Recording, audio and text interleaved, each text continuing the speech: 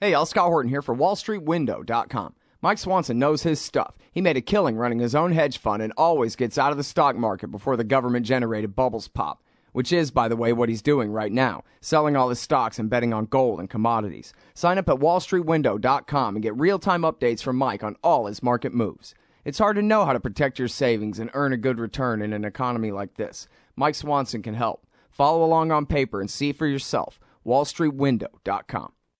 All right, you guys. Welcome back to the show. It's my show, The Scott Horton Show. I'm here weekdays at noon on the Liberty Radio Network. Full interview archives and whole show archives and the blog and everything else is there at scotthorton.org. And you can follow me on Twitter at Scott Horton Show. Our next guest today is Walead Farwana. He is an American researcher, writer, and amateur historian currently residing in Chicago, Illinois.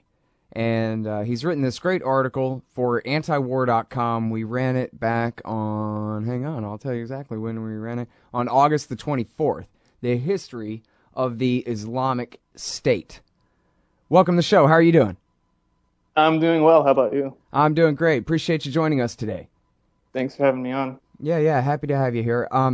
And so you wrote this, well, it seems like every week and a half or so, Obama declares war again. Same thing over and over again. So this was timed with the big supposed rescue of the Yazidis from the mountain kind of thing was the timing for this. But you decided you would go ahead and catch us up on who are these guys and where do they come from. It's a term that people aren't really familiar with, so they kind of wonder whether they really exist at all or what the hell, you know what I mean? So go ahead and...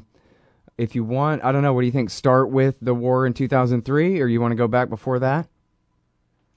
Well, I think it's necessary to look at the Islamic State itself. It's a really creation, as you said, if we go back to 2003, of imperialist policy by the United States that's been going on really since the war in Afghanistan. If you really want to look at really like the primordial roots of something like the Islamic State, you should look at going as far back as Afghanistan. So the haven of jihadists, which was really established in the 1980s to fight Soviet occupation. Basically, it moved to the west, to Iraq, to fight the American occupation, which is really the great irony of the whole thing, in that the United States went to Iraq, to ostensibly fight against Al-Qaeda, which wasn't even there at the time, and what resulted was it got a group even worse than Al-Qaeda to settle in there. Right. Now, so now when it comes to Abu Musab al-Zarqawi, he was a veteran of the 1980s CIA-supported war against the Russians there, correct? That's not correct. He actually got there at the tail end of the war in Afghanistan, and he never actually saw combat, if we're to believe the historical recounts of his biography. Yeah. Well, I read Loretta Napoleoni's book too, and it's great, but it's been 10 years or something since I read it. So I forget, it's 8 years or something. Small detail. I mean, the guy was he was a monster, and it wasn't really until he got to Iraq that he started to coordinate strikes against the United States there. And in the article that I wrote, I really referenced him as really the guy who, with his violence and with this sick vision that he really tore a hole through the fabric of not just the Iraqi society, but really the mentality of people in the Middle East as a whole. Like this sort of sectarian violence was around before really this era that we live in today, but it was always like one of those things that you wouldn't ever really picture everyday people getting violent over. It was something that was seen as sort of like a dirty thing in the Middle East to make these sectarian distinctions. But now they're all out in the open, and it's largely due to these people who, these ideologues who've come into the region and essentially just like provoke this extreme level of violence based on this dream of conquesting fabricated glory in their own minds. Mm-hmm.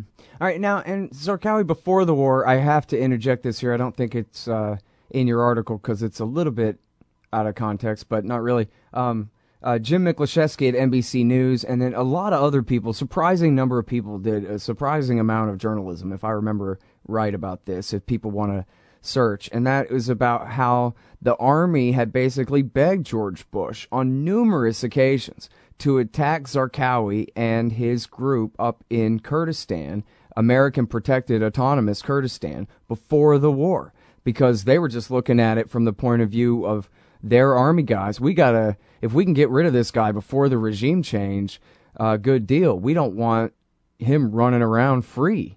This guy's dangerous. They knew it good and well.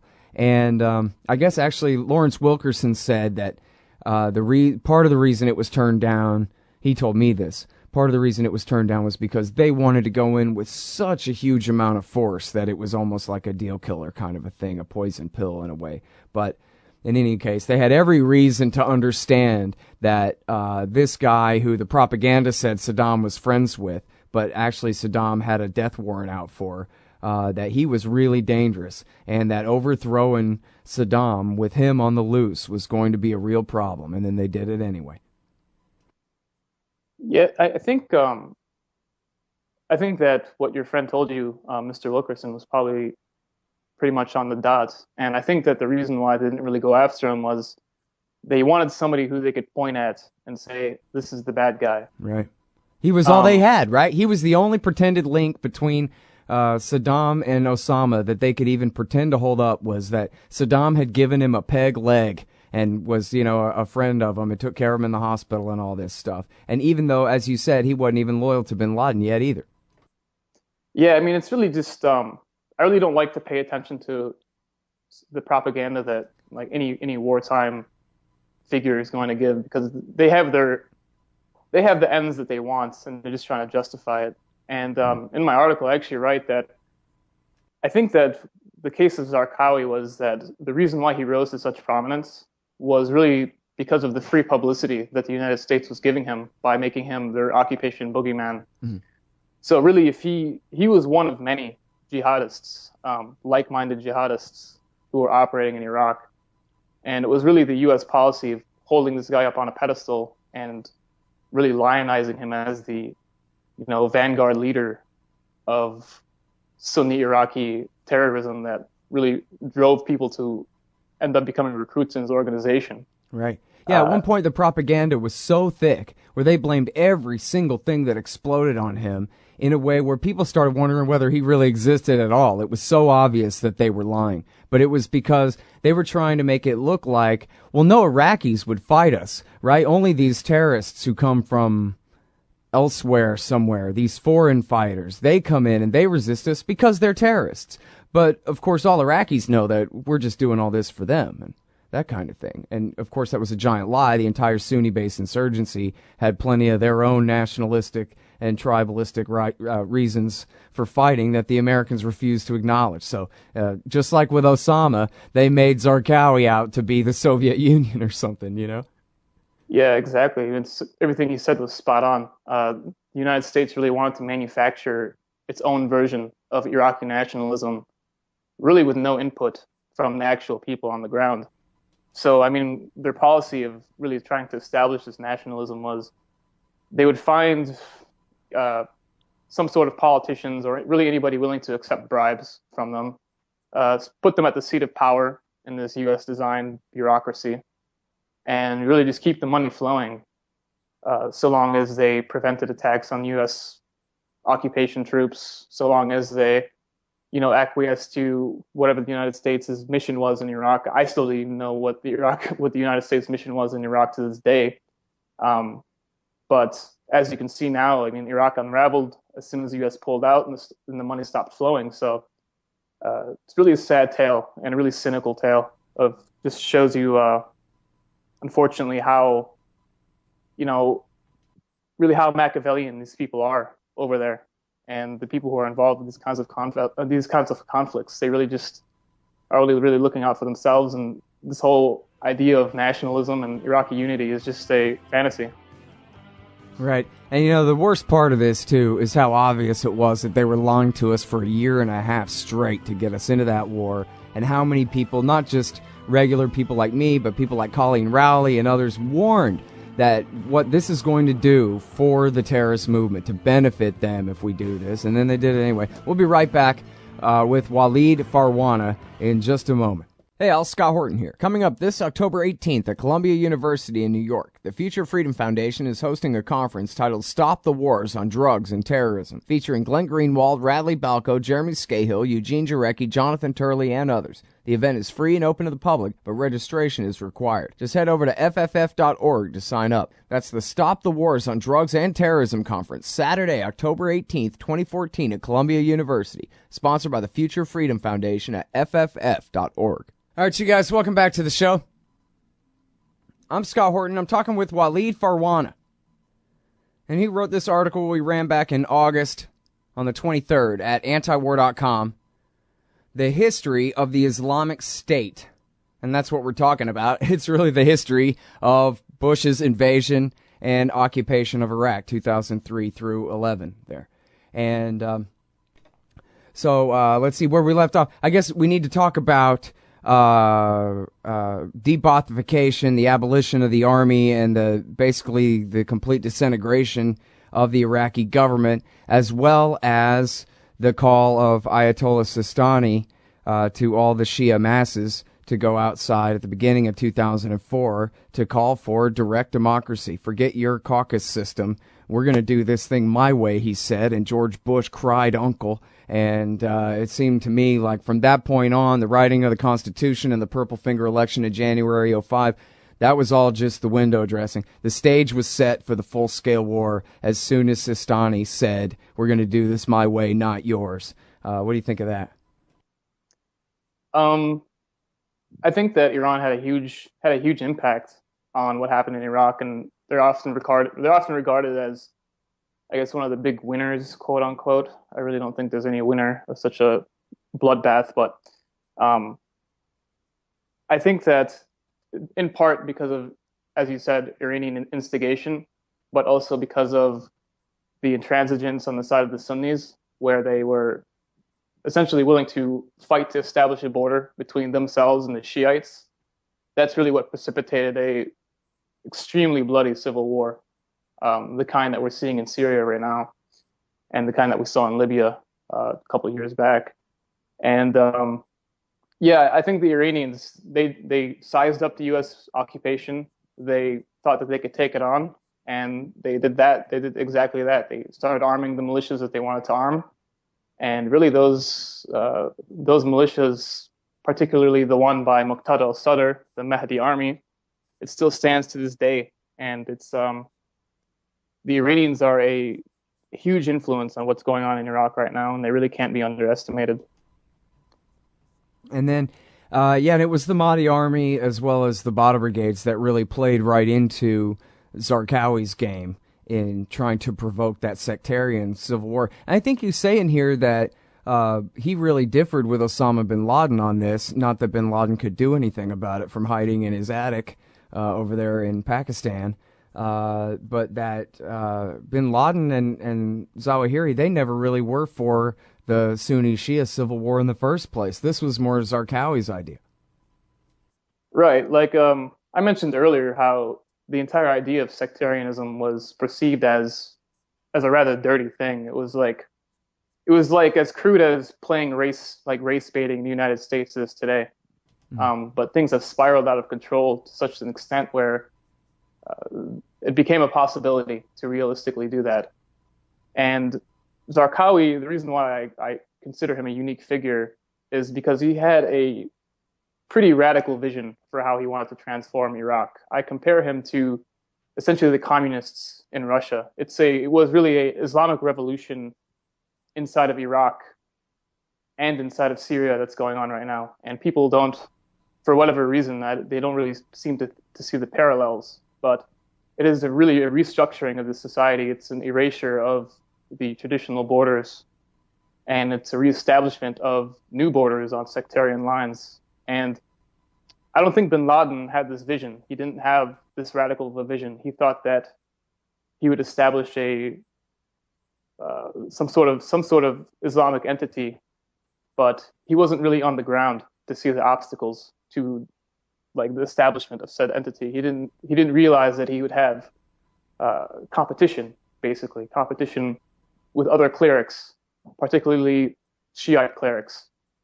He thought that the only real competition in the way of his goal was U.S. occupation, and he also didn't really view nationalism as an inherent evil or an inherent obstacle to his goals. He thought that he could continue the existing state structures while basically forming a sort of loose federation of Islamic states, kind of centered around his leadership in Afghanistan/Pakistan. Mm-hmm. Yeah, well, that was part of what ISIS said, and I'm skipping ahead in the story here, but they mocked Zarqawi for even saying, go back to Iraq. They said, what's Iraq? What are you talking about, man? There's no border here. Just because some Frenchman drew it. Look, everybody, Zawahiris for French borders, right? Called them out. Right. I mean, that's really what triggered the split, is that between Al-Qaeda and ISIS, is that one had radically different visions. And as I mentioned in the article, Zarqawi and Al-Qaeda merged in 2004, 2005, and they basically became a satellite for Al-Qaeda in Iraq. But as the Syrian war started, really these proteges of Zarqawi more or less began to realize that they had a realistic opportunity of establishing his vision, or the vision of these transnational jihadists, and erasing that line between Iraq and Syria, and if they have their way, really throughout the rest of the region, and probably even beyond that. And I don't say that to scare anybody, but these people really do have a vision of establishing a very large caliphate, the scale of really one of the ancient caliphates. And if you take into regard the speed with which they've taken over Iraq and large parts of Syria, it seems like it's a realistic possibility. That's why it scares a lot of people too. Yeah, well, I'm not so sure about that. I mean, they don't recognize the state boundaries. They have their own agenda. They have their own ideology, and they really see this as a huge turf war with every other state in the world, really. Yeah. And that's what they see the lines as. They see those borders as just foreign imposed turf lines. Yeah, which is of course true. Which is why it's been easy for them to erase those lines in a sense, because it always was an eggshell on the wall, and George Bush pushed it off, the Humpty Dumpty kind of analogy there.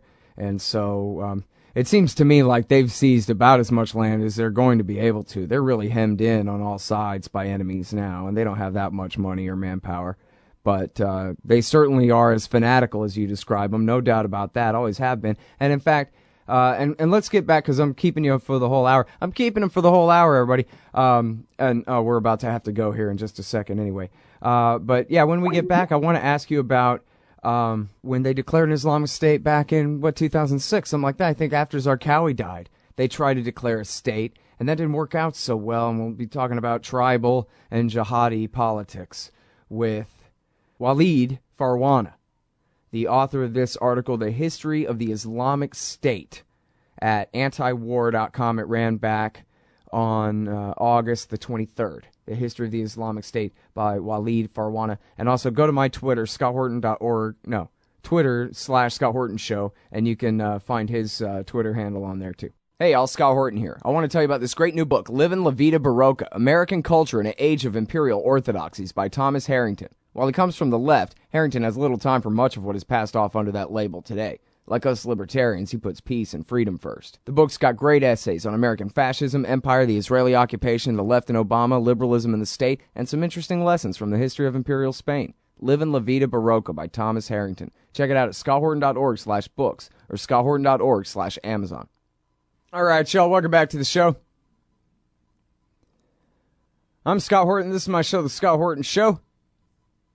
And I'm continuing this conversation with Walead Farwana. He wrote this article, The History of the Islamic State, for antiwar.com back in August. And so we're talking really about the Iraq Civil War and how Al-Qaeda in Iraq, Zarqawi's group grew up then. And so this is, I guess, where we talk about the Sunnis losing the Civil War and the Awakening movement and the death of Zarqawi. And but I wanted to ask you, I guess, where exactly in that timeline, right around circa 2006, where did they declare, at what point did they change the name or try the first time to change the name from Al-Qaeda in Iraq to the Islamic State of Iraq? Because I remember it was kind of met with guffaws then. It was kind of delusions of grandeur for them to name their group that. And but what was exactly the circumstance there? I think my history's a bit off because we're getting into the minutia here. But I think it was after one of their leaders had been killed, and the idea of the Islamic State in Iraq was really just a continuation of Zarqawi's vision, and really the Al-Qaeda goal of establishing a purely Islamic State along the lines of the Salafi ideology. And for your viewers who don't know what that is, what's called the Salafi ideology is really this puritanical form of Islam, which advocates for this return to the lifestyle of the Prophet Muhammad. And this is a man who lived in 7th century Arabia, so you can only imagine not how insane this idea is, right, but how insane the people who adhere to this idea must be. And only America can make it seem like some kind of plausible solution to what, their lives are like. But anyway. Yeah, so at the same time, really with this movement into Iraq and this establishment of an Islamic State in Iraq, it really came in tandem with this weakness in the Iraqi society itself, and this key division that I don't think that the United States really accounted for in its pre-war invasion. They thought that they could go in and just play this purely on sectarian lines, but there is this tribal element within the Arab society and particularly within the Iraqi society, which is really pronounced for various historical reasons, which I won't go into. But what Zarqawi's people did after his death and with the establishment of this Islamic State is they really went after this tribal system as a method for getting recruits. They had this problem with legitimacy in Iraq, where they were viewed as foreigners, troublemakers, people who would come to Iraq basically to opportunists, people who'd come to Iraq basically to take advantage of this chaos and this carnage. And they had a real big PR problem there. They needed to make it seem like they were supported on the ground by the locals. And they found people within this Iraqi tribal system who would end up supporting them. And the reason for this is this tribal system is it's basically a pyramid structure where there is a small group of males who really dominate the entire structure. And this is a pretty large structure we're talking about here, which comprises millions of people within Iraq. And it's essentially like a king system, like a monarchy in and of itself. So as you can imagine, the people at the bottom of this pyramid really don't get much, and they don't really benefit from this tribal system at all. It ends up creating a large incentive for the people at the bottom of the structure, particularly disaffected men, to join up with organizations like Al-Qaeda or other terrorist groups like that, really so that they can, in their view, really stake a claim in their existence, so they can make something, they can acquire resources however they can, because within their own tribal structure, that's pretty much off limits to them. And this policy pursuing these lower level tribal members worked for Al-Qaeda, and that's really the substrate of the organization to this day, both in Iraq and in Syria. Mm-hmm. But then for a time there, the tribes fought back. I guess, I remember, I don't have all my footnotes in order now, but I remember having them assembled back when, say in 2008, about how the Sunnis had been offering pretty much every July in 2003 and all the way through. Every summer they would offer again, please just let us patrol our own neighborhoods, give us a little bit of money and some AKs, and we'll stop fighting your guys. And then so when Petraeus took command in the beginning of 2007, he finally took them up on that offer after they had already lost Baghdad, of course. And then that worked pretty well, right? With the tribal leaders cracking down and marginalizing al-Qaeda in Iraq almost right out of existence, you might have thought. Right. So the American policy of working with the Sunni tribal warlords was mutually beneficial for both sides. So the United States had a huge PR disaster in the United States where it was simply just losing way too many troops. Iraq was out of control. Too many people were dying. And, I mean, even one life is too much, especially with a war like Iraq, which was, founded on a pretext and a preamble of lies, really. But the Iraqi tribal leaders really also had a problem that their lower members were attacking them now. They were joining up with al-Qaeda. They were joining up with all these other groups. And they started to attack these tribal leaders themselves. And they had this huge problem on their hands where their own rule was beginning to spiral out of control. So the United States comes along and says, we'll give you guys money. We'll pay you guys, we'll pay you and all your men X amount of dollars every month. We'll arm you.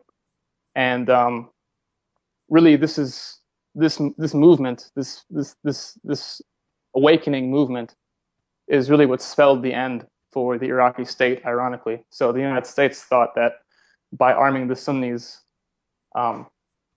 they would end up with a safer Iraq, but that did not turn out to be the case. So while these awakening militias were loyal to the United States, and as you said, they led to a huge reduction in violence, what this really did by arming these militias is they undermined the central authority of the Iraqi government and the Iraqi military. So that's really why the Iraqi military has no authority over much of the Sunni areas of Iraq today. Mm-hmm. Yeah, they never really did integrate them. They were just being paid.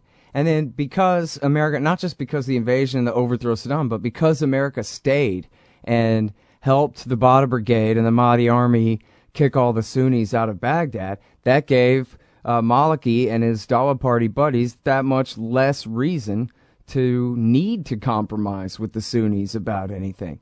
They got the crappiest part of Iraq. Let him bake in the sun, and what does he care? And so, as you said earlier, as soon as America left, Maliki quit paying them to even be the patrol in their own neighborhoods.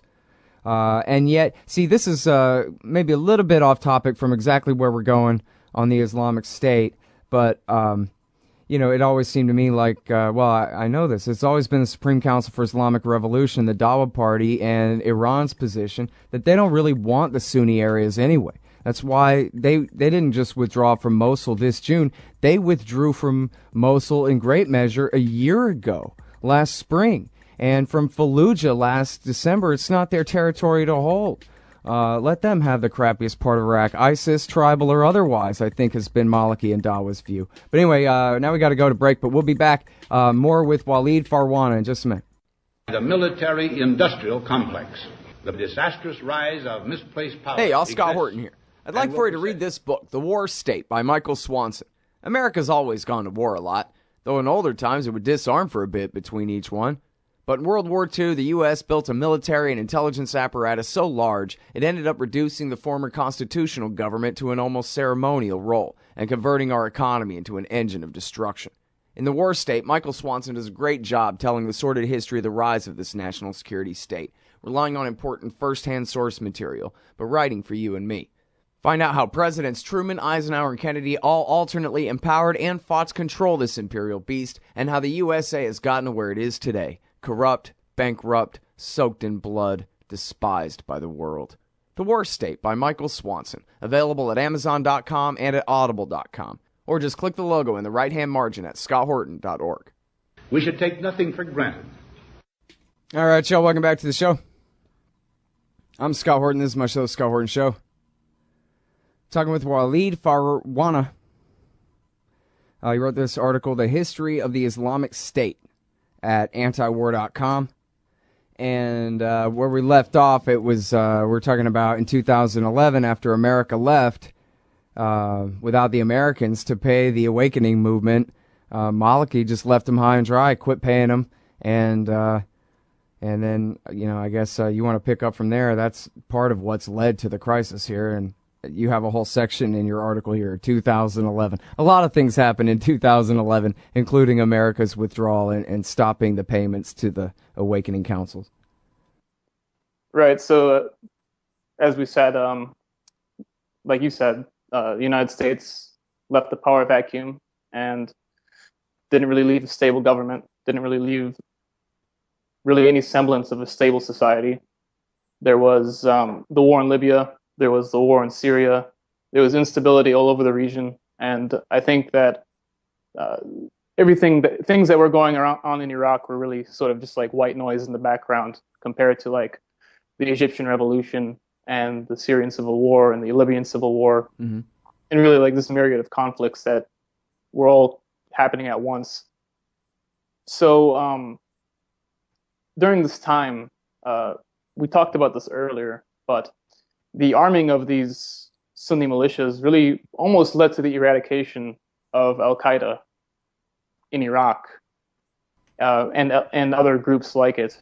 But what happened was the destabilization in Syria opened the door for gave them breathing room. Essentially, they took out. Really, what happened was Bashar al-Assad's regime was destabilized. It could no longer essentially defend its eastern border, and this is where Al-Qaeda in Iraq migrated west to Syria and began to establish its bases there. And if we look at it today, that's where their base is. Their base is right there in Syria, right at the heart, in the Sunni heartland between the Iraq and Syria borders. Yeah, and you know what? I had this short clip. It's not too long, but I think this really just makes the point so well. It's from the beginning of 2012.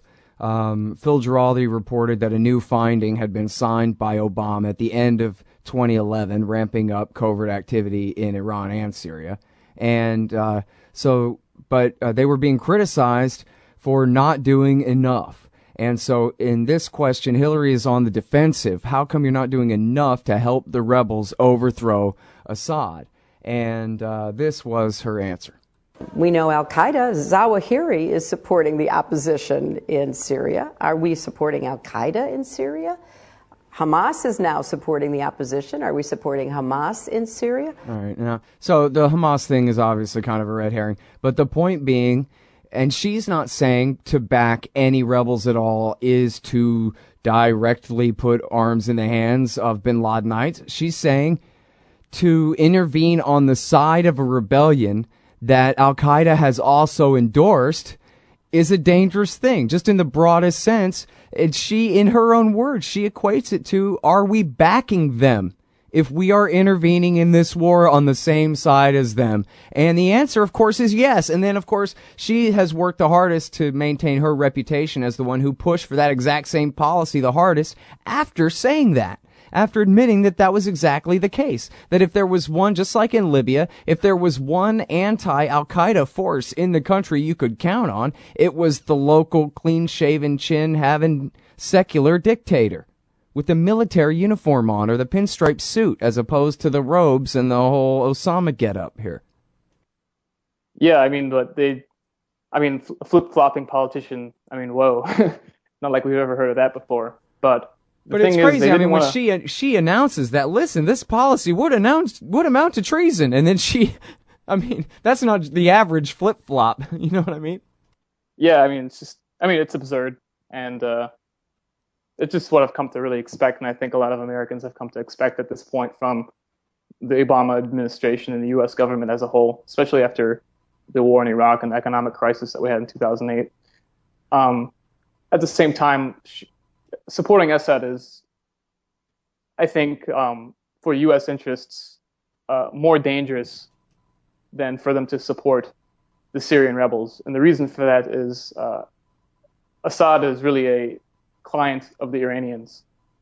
And at least throughout the 2000s, Iran was really looked at as the most powerful enemy of the United States in the region. And working with Assad would mean working with Iran, which would mean alienating, the greatest ally the United States has. And I say that sarcastically, Israel. And the Israelis don't want that. And because the Israelis don't want that, neither do the Saudi Arabians. They won't work with Assad. They will work instead with really whoever they can get their hands on. And they're out there, they're grasping for potential allies in Syria, but there really are none. There's the Free Syrian Army, who are clients of Qatar and Turkey to some extent. But they are pretty much a weak and almost defeated force, in my opinion. So there's really nobody for the United States to latch on to there. Yeah, I agree with that. As we were talking about earlier on the show, Michael Scheuer, who of course doesn't care at all about what Israel wants in Syria. His only point of view is what's best for the American people on this. And he says to ally with Assad now, just as you said, because they're clients of Iran. In his case, his specific objection was it's going to rally that many more people to ISIS's cause for America intervening that much more on the side of the Shiites. In fact, really, I mean, to the degree they helped them take Baghdad before, that's one thing. But right now, because the American troops aren't on the ground there, it's the Iranian Quds forces filling in that space. And so you would have America outright backing Iran, not just de facto doing Iran's dirty work in Iraq from the fall of Saddam on, but outright flying their air cover, being their air force, and engendering that whole giant backlash that who knows what kind of further consequences could flow from that. So, yeah, backing Assad is almost as bad as backing the rebels against him, in a sense. Yeah, and there's one other thing I should have mentioned, but which I forgot to, which was we have to look at the Saudi role. So the Saudi Arabians are locked in this very heated regional struggle with the Iranians. And if the United States did support Assad in Syria, they would probably end up seeing a full-scale schism between themselves and the Saudi Arabians, which is something the U.S. does not want to do, particularly because of its obvious power as an oil-producing state, and because they've given them so many resources in the past 10 to 20 years that it would be kind of insane for them to go back on their agreements with the Saudis. Mm-hmm. So that's another huge reason they don't want to alienate Saudi Arabia and or Israel for that matter. And yeah, I think it does come at the expense of American interests, the interests of the American people. But unfortunately, I don't think that these empire building games are really done with the interests of the average guy on the street. They're just more about the adventurism of politicians and lining the pockets of investors. Yep. All right, now, so we got very little time left, but we have Obama's announced strategy of continuing to supposedly build up this third force in Syria, whatever phantoms and jihadists that he wants to arm up there and team up with the Kurds and the Shiite militias and the Iraqi army in Iraq. Do you think that any and all of those groups combined, does anybody have the ability to actually dislodge these guys from Raqqa or Mosul without sending in the U.S. Army? I don't know. See, it's really difficult to say when it comes to war. I mean, you saw that it was pretty successful in dislodging Gaddafi's army from Libya. Yeah, with air power and special forces. Yeah, that's true. Right, but ISIS is it's not a military. It's a militia. Right. And yeah, they can turn back into an insurgency just by snapping their fingers. They can go from state right back again. Exactly. Yeah. And I saw a really good quote recently by Nassim Nicholas Taleb, where he compared ISIS to a tech startup versus a corporation, and ISIS is like a startup, and an army is like a corporation, and really you need a militia, you need a startup to fight a startup, and whether or not these particular militias have the grit take out ISIS? I really don't know. Send in the PKK. All right, we got to go. Thanks so much for your time. Appreciate it. That's Walead Farwana, everybody. The history of the Islamic State at antiwar.com. Thanks a lot. Thanks for having me on. This is Michael Oren. Now, he's saying this just a few weeks ago when he has no longer been the Israeli ambassador to the United States for half a year or so. Okay, so, and he does say, you can hear his disclaimer, I'm not speaking for the Israeli government, I'm just speaking for myself. But then over and over again he says, so, from the Israeli government's point of view, this is what we want to see. And, you know, that's where he's actually being honest. He's speaking for Netanyahu and their government and their policy and our government's policy because it's their government's policy these last 3 years. And it sounds crazy on the face of it. And that's why Jeffrey Goldberg kind of scoots his chair back and says, oh, geez, I don't know, pal, about this. But you should know that he said this as he was still in transition as the outgoing ambassador last October. The article, this is the Haaretz version, but the original was in the Jerusalem Post. Hang on, let me add the Jerusalem Post so I get it just right for you. I like doing footnotes, man. It's important you get your footnotes right. He told the Jerusalem Post, come on, Google, I said.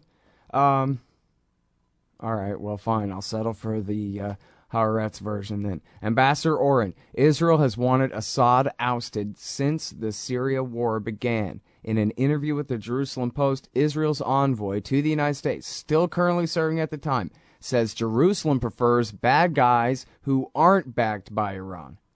Adds that Assad's overthrow could also weaken Hezbollah. And so there you go. That was what he said. And the initial message, this is a direct quote from Oren, the initial message about the Syrian issue was that we always wanted Bashar Assad to go. We always preferred the bad guys who weren't backed by Iran to the bad guys who were backed by Iran. In this case, being Al-Qaeda. In a war between Assad and Hezbollah and Iran versus Al-Qaeda, Israel preferred Al-Qaeda.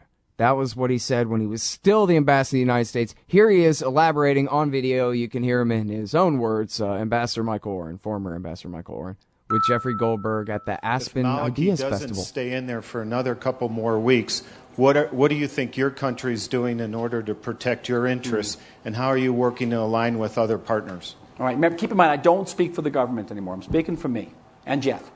No, you're not.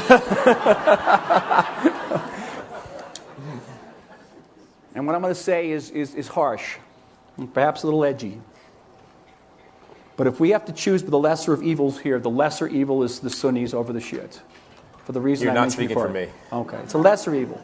It's an evil, believe me, it's a terrible evil. Again, they've just taken out 1,700 former Iraqi soldiers and shot them in a field. But who are they fighting against? They're fighting against the proxy with Iran that's complicit in the murder of 160,000 people in Syria. You can just do the math. And again, one side is armed with suicide bombers and rockets. The other side has access to military nuclear capabilities. So from Israel's perspective, if someone's got if there's got to be an evil that's going to prevail, let the Sunni evil prevail. And I'm speaking entirely for myself. As the Sykes-Picot system breaks down, Israel has got to guard its borders. We have built a high-tech fence very quickly along our Egyptian border. We're building a high-tech fence along our Syrian border. We have a primary interest in maintaining the stability of Jordan. Our security border is not the Jordanian-Israeli border, it's the Jordanian-Iraqi border. Jordan, among other things, is what keeps that mess out of our backyards. And we'll be working to shore up Jordan. And I know when I was in Washington... Anyway, so, point being, there you have it. He specifically identifies them, too. Who is it he's talking about? Is he talking about the moderate rebels? No. They've got the suicide bombers on that side. And then on the other side, they've got rockets and access to nuclear capability. Yeah, right. Rockets, he means Hezbollah in southern Lebanon. And no, Iran is not making nuclear weapons. They never were. And if they ever were, they would have 100 by now. It's 2014 and a half plus now. It's the future. And the reason they don't have any is because they never were making them this whole time.